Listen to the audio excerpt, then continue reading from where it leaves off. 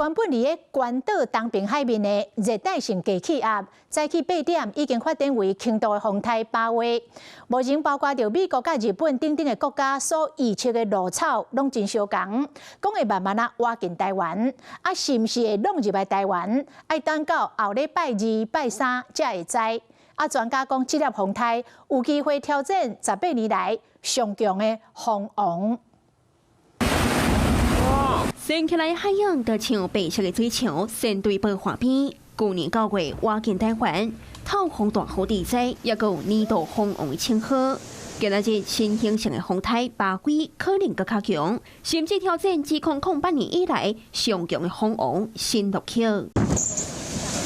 根據觀測，8月經過海域，海溫正高，隨着的風切較少，對風颱的發展正有利。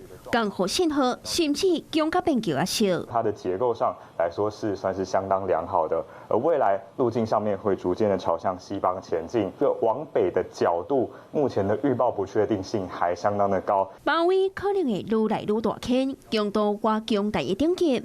目前包括美國甲日本等預測的路線攏真成會挖進台灣，嚴格敢會入來台灣？專家表示，關鍵佇7月初8。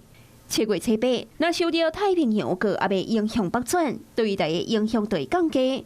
東港若無北轉，預估7月初9開始對影響台灣。所以個初10甲11上挖台灣，風雨也上頭。那這個颱風它所在的環境非常的好，所以強度會發展的非常的明顯。因為目前大概所有的預報都認為它會是非常強的一個颱風達到強烈颱風的機會是很高的那範圍也會很大。若陣風颱為啥成型了後，將會向海南、廣東那邊過，對台灣無直接影響。